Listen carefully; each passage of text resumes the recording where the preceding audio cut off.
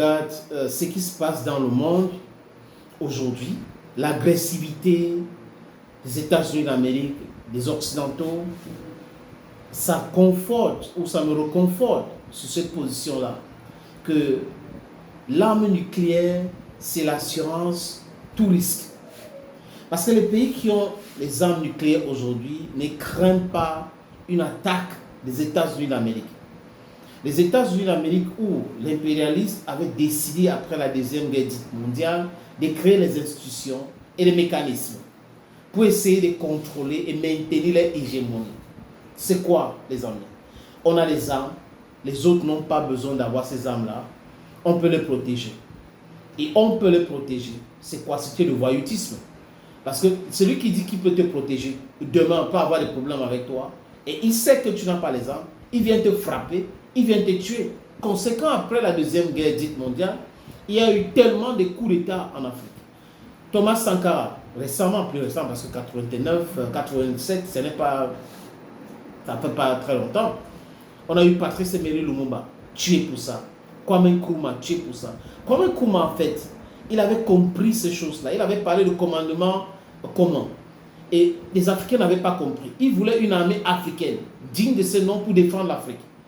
Et les autres n'avaient pas compris. Ce n'est pas parce qu'ils n'avaient pas la bonne information ou ils n'étaient pas au même niveau d'information que Kwame Nkrumah, parce que Kwame Nkrumah a étudié aux États-Unis, il a eu son doctorat un peu plus tôt, donc vous comprenez très bien. Il voyait ces choses-là que les autres dirigeants qui avaient juste les CEP, les CAP et autres ne comprenaient pas. Et les gens qui admiraient tellement les colons, donc ils ne comprenaient pas l'utilité. Aujourd'hui, la plupart comprennent aujourd'hui que si l'Afrique avec sa diplomatie, si l'Afrique avec son armée, ça devrait être tellement compliqué pour les Occidentaux de venir nous déstabiliser comme ils font là.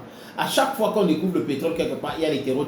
Chaque fois qu'il y a des terres rares importants quelque part, il y a des terreaux. Donc on déstabilise et on dit on veut la sécurité, après on vient voler. C'est les mêmes gens qui nous disent dans les écoles qu'il faut la compétitivité économique. Donc il faut fabriquer, il faut réfléchir sur les idées et tout ça là, il faut être compétitif. Mais regardez les États-Unis d'Amérique. Les États-Unis d'Amérique, c'est-à-dire que les gars ne s'accommodent pas avec la compétitivité. Et ils amènent la brutalité. Je vous donne ces services, vous devrez utiliser, vous n'utilisez pas, moi je vous sanctionne. Si vous n'utilisez pas le dollar pour acheter le pétrole, avec moi je vous sanctionne. Si vous essayez de vous passer de mon dollar, moi je vous attaque brutalement. Après je peux dire que vous êtes narcotrafiquant, je peux dire que vous êtes ceci.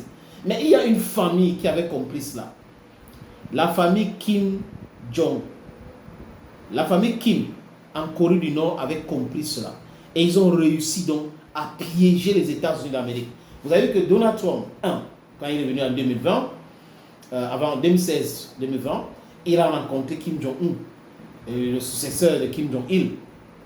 Et il a essayé de l'amadouer. Mais malheureusement, ces gens-là savent pertinemment que les armes qu'ils ont, c'est l'assurance tout risque. Parce que sinon, les Américains entrent chez vous, ils vous bombardent. Après, ils commencent à dire droit de l'homme a fait ceci, la démocratie a fait cela, alors que l'intérêt, ce n'est pas la démocratie. Ce n'est pas ça. Donc, les amis, la famille Kim en Corée du Nord, in North Korea, they understood this game long time ago. Honnêtement, sur la Corée du Nord, ils ont été discrets, ils ont continué à discuter avec des Américains, mais après, ils ont annoncé la production ou la finalité qui était la bombe. Et les missiles aujourd'hui intercontinentaux, ils en ont en quantité.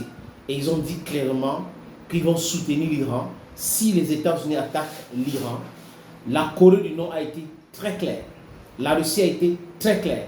La Chine a été très claire.